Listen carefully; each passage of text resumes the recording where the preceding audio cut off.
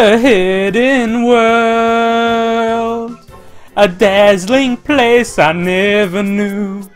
Even though all you have to do is beat the game and it unlocks right in front of you.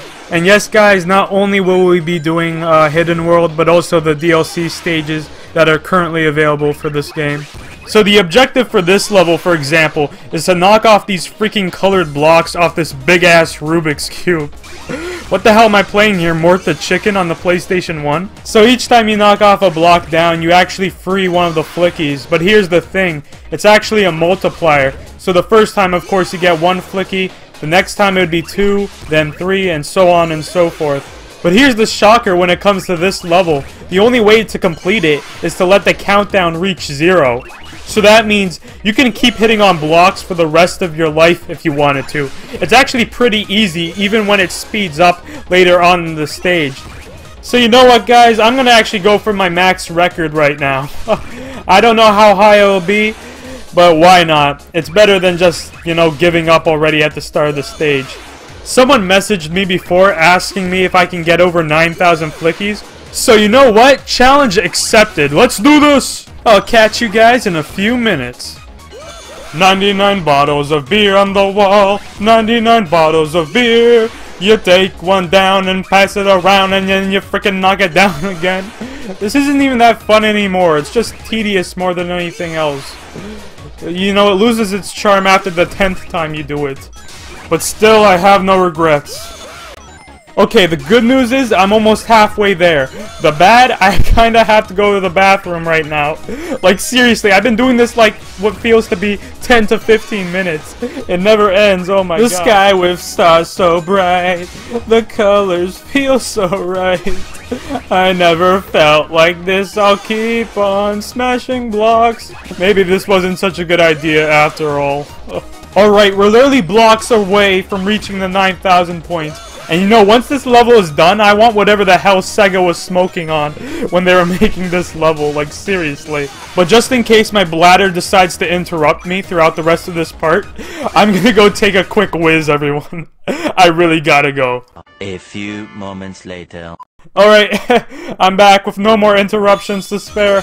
Let's finally do this! Alright, so you want to square dance with me, Block? Oh, you want to play like that?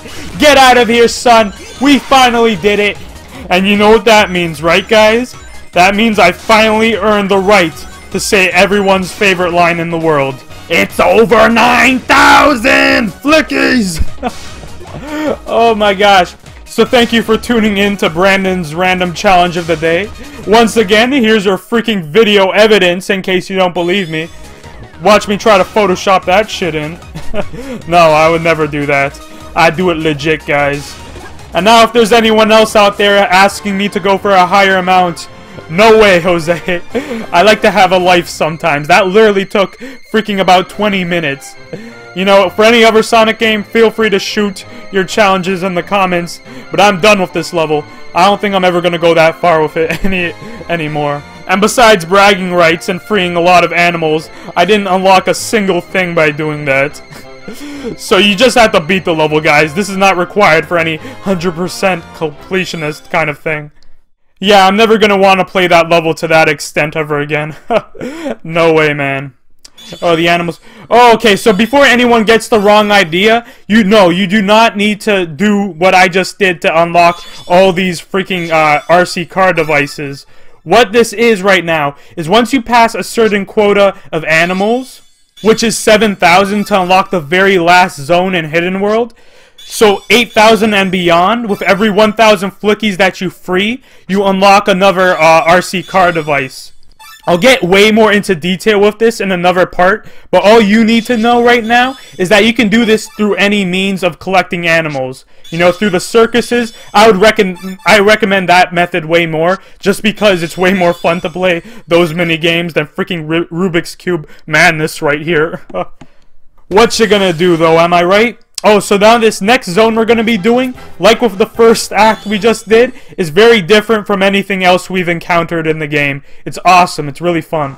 That's right, people. This is essentially a 3D sky chase where we get to control Tails in his tornado plane. How freaking awesome is that? So basically, the goal for this level is to reach the very end of it without the timer running out. So there's two different power-ups to help you along the way. The first is your classic speed up, you know, boost kind of power-up, and the second is a timer power-up that herp derp adds more time to your timer. You can also speed up and slow down the tornado yourself, like you would with Sonic normally in-game. And one last note I want to make about this level. The music that's playing in the background should be very recognizable to anyone who's played the Sonic Adventure games. That is indeed Tails' theme from those games respectively. Well, a remix of Believe in Myself anyways. And let's be honest here, the Sonic Adventure character songs are like the definition of cheese. But that's the sole reason why I love them. It's delicious cheese.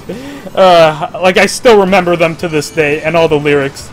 I wanna fly high, so I can reach the highest of all the heavens. Okay, I'll shut up now, but this is truly a great little bonus level we have right here. And like I mentioned previously in the past part, I kind of forgot about this, but I really want to play as other Sonic characters for once. Like, for me personally, I just want Tails and Knuckles. I mean, starting with Unleashed, we've been pretty much closed off to only Sonic. And to a certain extent, I can understand why Sonic Team wanted to do that for a while. But to this point, we had like 3 back-to-back games with just Sonic. You know, just give me the ability to fly as Tails in a level, or have Knuckles glide around. You know, it's something so small, but it increases, at least for me personally, the replay value of a game so much. And that kind of thing is what I appreciated about games like Sonic 3 and Knuckles and the original Sonic Adventure. Just the ability to play as different characters. Granted, you don't have to go all out and change the gameplay style. Just give them different abilities, and I think that would make all the difference, personally. But oh yeah, I forgot I was playing a level right here. I had my game face on. You know when you're like thinking about something in your mind, but your body still like plays the game and you know what you're doing? That's pretty much me when I'm game faced. I do that all the freaking time. But anywho, about this level, it's definitely one of the more straightforward ones in comparison to the rest of Hidden World. You just have to get to the end. It's also pretty much a big test of your platforming skills. That being said, I don't believe there's a single enemy to be found in this level. Granted, you know, you got your spike balls rolling around, you got your disappearing platforms. You know, you also got your different colored clouds in the background. I swear, Sega was probably high when they're making this. Actually, there's some speculation about that from the fanbase, not Sega being high.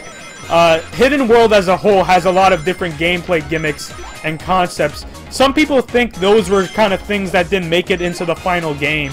Just things that Sega wanted to add in but never got the chance. So instead of completely throwing it away, Sonic Team decided, hey, might as well throw it at the end of the game, right? Either that, or they wanted to complete the new Super Mario Bros. Wii level tropes. Because I'm not even joking, it does have every single level trope from that game. The only one they don't have is the mountain world. But maybe that shouldn't come off too much as a surprise, since apparently Nintendo actually had some collaboration with the Lost World project. I don't know how much say they had in terms of like level designs or bosses, but I definitely wouldn't be surprised. I mean, we've seen so many other gameplay elements and gimmicks that have been borrowed from other Nintendo games. However, I already pointed that out countless times during this playthrough, so no need to go there again. You know, I'm just hoping I'll see the day when Mario and Sonic will finally have a true platformer. You know, we already know Mario and Sonic are going to be heading to Brazil very soon, since Sega has the license to keep making Olympic Games. And you know, Wreck-It Ralph kind of bridged the gap. Not really. It was more with Bowser and Eggman. By the way, why the hell wasn't Mario and Wreck-It Ralph? Apparently the director said they couldn't find a proper spot to fit him. Yeah, that's why you can like throw in Sonic, Street Fighter, Pac-Man, and other countless game series, but you can't find like arguably the mascot of video games as a whole. You couldn't give him one spot. My ass. You know, Disney just didn't want to throw that much dough in order to get him, because Nintendo must have charged them a high price in order to do so. Anyways, let's just skip to the end here, and that's a level, ladies and gentlemen. I don't think I really talked about it that much, did I? Got a little off track. But to be honest, there isn't really too much to talk about. It's pretty straightforward and plain. You know, it's not that memorable, but it's an okay for a bonus level kind of thing, I guess. And it definitely beats beating blocks off a Rubik's Cube. I'll take platforming any day. However, our next level is a little bit more interesting. We have a boss battle coming up. And it can't be the Deadly Six or Eggman, so who could it possibly be? Let me just say this, I would have never guessed in a million years what we were about to encounter. It's so random. I know, right, Homo Chow, what stupid, pointless tasks do you want me to do now? We're coming very close to granting all of his requests, but I'll save that once again for a different part. Alright, so check this shit out. We got some more 2D auto-scrolling, but it's definitely not like what we've seen before. Essentially, what we're doing right here is playing a game of Pong. So in order to get anywhere in this level, you're gonna have to make sure you point Sonic in the direction you want to go. Because as soon as you hit that jump button, he'll go darting off in that direction like if it was a game of Pong. However, here's something a bit different from the free-falling levels. If you go off screen, whether it's left, right, up, or down, you will die. Unlike those previous levels where it only happened if you go all the way down. So there's no exceptions here. You gotta play to the best of your ability. And trust me, it does get a bit annoying towards the end part of this level. And check out that Dr. Seuss-like background. Freaking Candyland right here. Or Sugar Rush. And look what I'm standing on right now. A bubble that seems to be containing some form of furry Pac-Man. If they had a freaking Hamataro skin thrown at him. What was Sega on when they were making this? Die, you abominations. That's pretty cool though. You can aim spike balls at him to kill him off. This is some trippy stuff right here. And why do I have a feeling this is going to foreshadow something much, much bigger? Also, if you don't include the DLC stages, this is technically the last level in the game. Talk about going out with a bang, huh?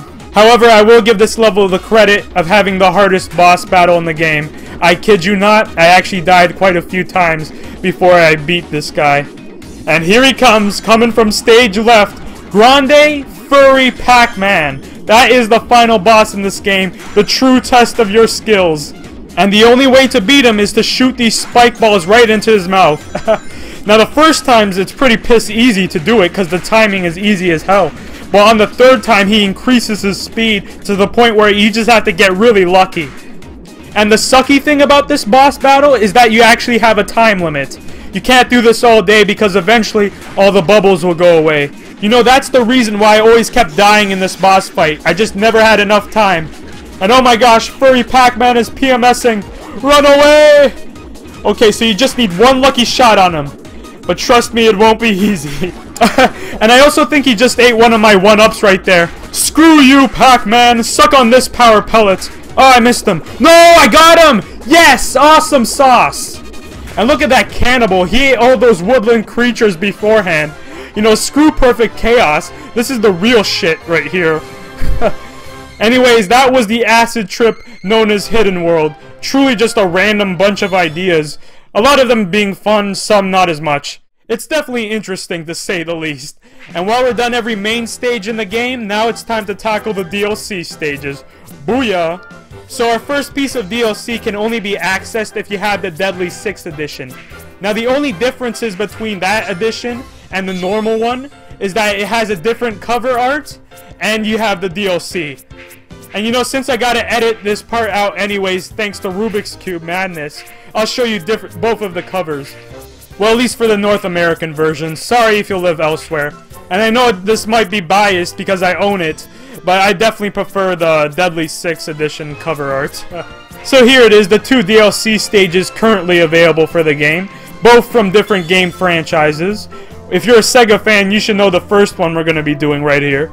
So welcome to Nightmare Zone, everybody. Despite it being a bit on the short side, that doesn't stop it from being a wonderful tribute to another one of Sega's beloved franchises. Mainly it's just a boss rush, but if you're a Nights into Dreams fan, it's more like a nostalgia rush. So this section right here is like one of the flying sections in the actual game. But oh snap, there's Wise Man the Wicked, who's the main antagonist, and oh great, he took out the color. Well, what would you honestly expect with a name like that? But he couldn't take the color out of the HUD, I see. So looks like Riala just teleported us to another world. Oh, and hey Zaz, you're back! And looks like Zaz isn't just an ass kind of guy anymore. Nice to see he finally moved on. but even then, he's still incredibly easy. However, it ain't over till the fat lady sings. Well, now it is actually. So yes, along with facing all 6 members of the Deadly Six once more, we also encounter the bosses of Nights into Dreams as well. So that chick we just beat it up, for example, her name was Puffy. So you might have already noticed, but all the bosses in this level are ones we've already done in the original game, just with a Knights reskin painted on. But if it was even possible, they made the boss fights even easier than the originals. I kid you not. Like, it actually takes less amount of hits to finish these guys off. I also love this music playing in the background right here. Like with Sonic, Knights has a fantastic music score. So right here, Master Zik is riding on another boss, whose name is Gulpo, I believe. The strategy is the same, just lure Moby Dick here into the pool of darkness. Easy peasy lemon squeezy. Alright, time for another intermission with an on-running and or flying section in black and white. Now that person flying in the background is not actually Knights, but Riala, who's pretty much a reskin of Knights, kinda similar in the same way as Sonic and Shadow, like they're both rivals. Kinda hard to tell when the world's out of color. Anywho's, time to take on the last 3 Zeddy. So Xena is actually the only boss that isn't exactly similar to the first phase in the main game. You know, it's probably because we aren't in that godforsaken snowball. But regardless, it's still pretty piss easy because all you have to do is hit all these fireworks and it's bye-bye Xena. Say hello to Katy Perry for me, will ya? And she was riding on Claws, I believe that was the name. Looks like a Black Panther. That's definitely something Xena would ride. And now time for my favorite Zeddy of them all, Zor, who's riding on Jackal. As you can tell, Jackal shares a lot of the same physical features and designs of both Knights and Riala as well. So even though the bosses are still easy as hell, I still appreciate this DLC for other reasons. Mainly because it pays so much homage to the original game, and the presentation of this level alone makes me want to go ahead and play some Knights like right now. And that's when you know a job is well done. If you never played the series before, I would definitely recommend it, since you can now play it in HD through PlayStation Network, Xbox Live, Steam. So last but certainly not least is Zavik, who ain't afraid to pimp out his ride. He's riding on the creature known as Gilwing. But no need to get up on the Hydra's back this time, because you only need 2 good charged homing attacks on the tail to finish him off. And we are done here. You know, Sega really needs to make another Knights game. The last main game they made was back in 2007 for the Wii. I myself haven't played that one yet, but I really want to. And yay, someone turned the color back on. And it was Knights. You go, girl. Or a guy. According to Sega, it's a he, she. It has no gender. Don't know where I can go with something like that now. And the final awesome touch in this level is that instead of freeing woodland creatures, we this time trade them in for the Nightopians. So Nightmare Zone once again is a short, but very sweet piece of DLC, and unfortunately it's only currently available to people who bought the Deadly Six edition. Whether Sega will put it up on a later date, who knows, but here's hoping they do so for anyone who missed out. Now our next piece of DLC, on the other hand, definitely raised a lot more eyebrows, because this time around, this franchise is not one directly related to Sega. In fact, you can call it the exact opposite pretty much. But the thing is, a lot of people actually freaked out about this. You know, I thought we buried the hatchet on this kind of rivalry ever since the Dreamcast days. But no, it looks like it's still going. Some people have a soft spot about this kind of thing. I definitely have no qualms with it though, because this is one freaking awesome DLC stage. That's right, people, Sonic in a Mario-related world that isn't somehow related to a Dream event at the Olympics. So surprise, surprise, we got Yoshi's Island Zone DLC, which has a similar atmosphere to not only the original Yoshi's Island on the Super Nintendo, but also Yoshi's Story on the Nintendo 64. Me loving both of these games, you can already tell where this is gonna go. So while there's no red rings to be found, that doesn't mean there aren't any collectibles. Like with the original game, there's still 5 flowers, along with exactly 12 Yoshi eggs you can find throughout the level. But these ain't for throwing at piranha plants. You'll see what they do when we reach the end of the stage. And of course, instead of rings, we now got coins as well. So for everyone who always refers to Sonic's rings as coins, it's your lucky day. So I'm gonna go on right ahead and collect everything in this level. Because that's what you kind of had to do in the original Yoshi's Island game in order to get 100%. And since this is a 100% playthrough, a completionist playthrough, I might as well, right? And because I want to showcase this level more. It's freaking awesome. I mean, having the ability to kick a Shy Guy into a piranha plant using Sonic is like a dream come true for me. Mind equal blown. Along with the great music and visuals, you just can't go wrong with something like this. And you know what? At the time of this DLC's release, I still didn't own the game, but I was first exposed to this DLC on the internet. On Sega's European YouTube channel, to be exact.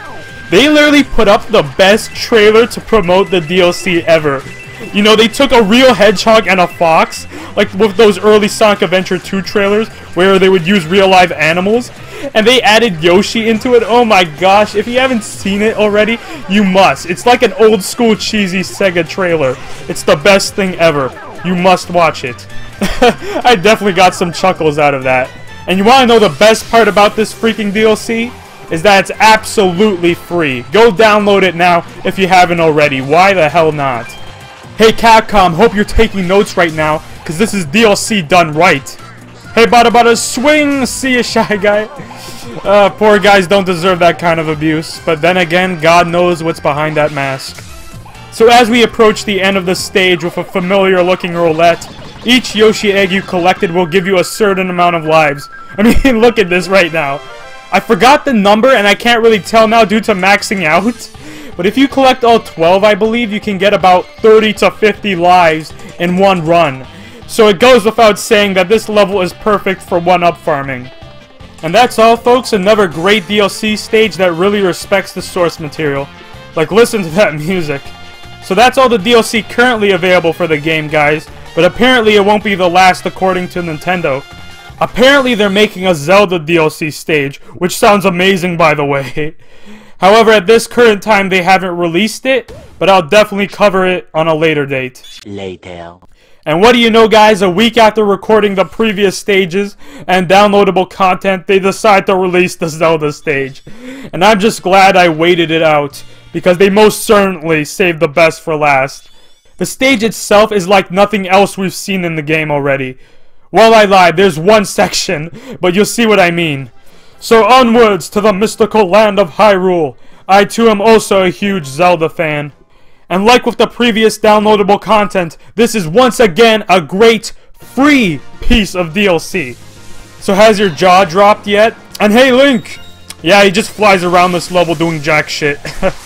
But yes, this DLC is broken into two segments. The first being this open world area for you to casually explore, very true to the Zelda roots. But even Sonic used to do stuff like this back in the day. But Station Square certainly wasn't this interactive, I'll say that much. And once again, rings are now replaced with rupees that are converted to flickies once you finish the level. And looky here, we got a Gossip Stone, but too bad we don't got the Mask of Truth to understand it. It also had Navi flying around it, but no thanks. I already have one annoying tutorial guide, thank you very much. But yeah, this level is filled with small nods like that to the series. Take our feathery friends here, for example. Join me, Cuckoos, and I'll make your face the greatest in Green Hill Zone, or else you will die. Let me restate that. You will die. And oh crap, gotta go fast, can't touch this. Oh great, the cavalry has arrived, and it's time to boot. Hit and run. Ha! You're too slow, Cuckoos. Just barely survived that one. So up ahead are some Dooku scrubs, and you beat them in the same exact manner. Like, just the attention to detail in this is phenomenal. Like, to see it through Sonic's perspective is definitely something else. Oh, we got some more, huh? How about you have a taste of my nuts for once? See how they taste. Anyways, time to find some booty, if you know what I mean. So it's finally weird to see Sonic have something of a life system. Because, you know, usually in Sonic games you lose rings. But here we have the heart system from the Zelda series. So it's just weird to see Sonic get hit and nothing like pop out of him. So once again, a nice little touch they added into the level. There's 2 more treasure chests to be found, but they're in the second segment. And each time you find one, you get another one-up to add to your collection. Not that it matters to me. So let's just proceed forward. I just wonder what Eggman is up to.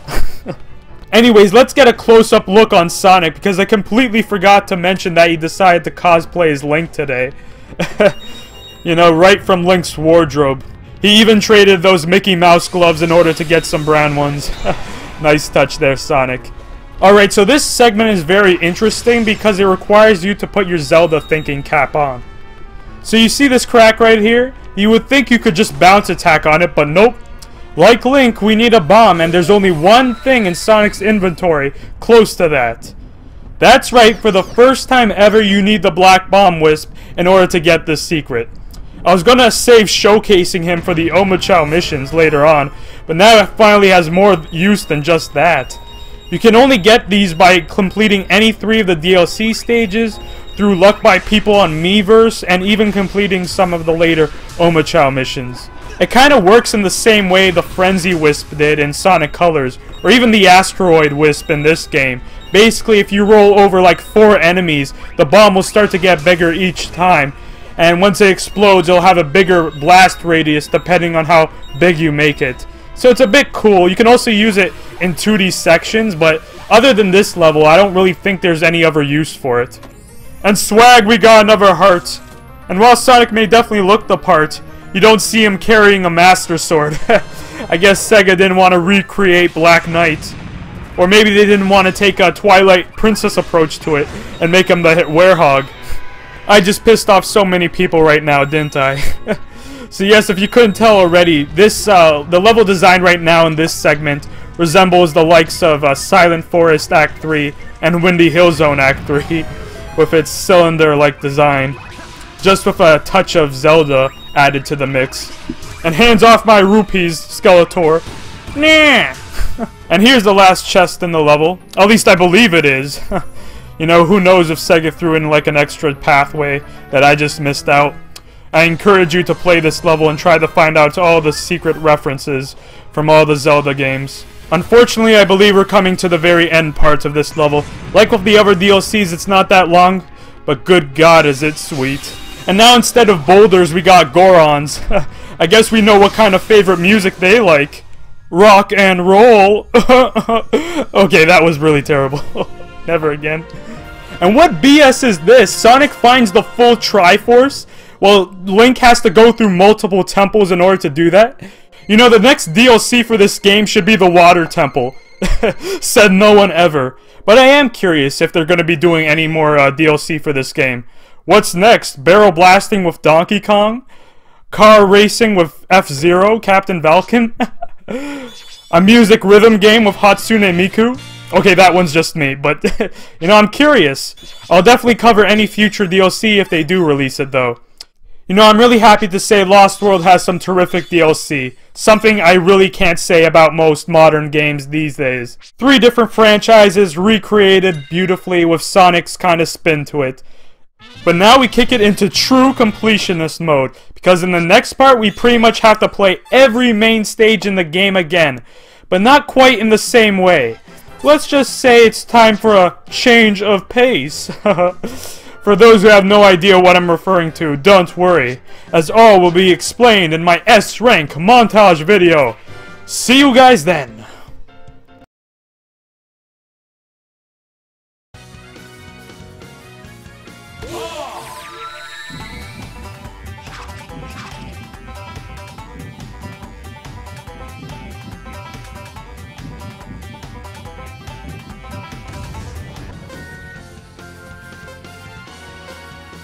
Rocket!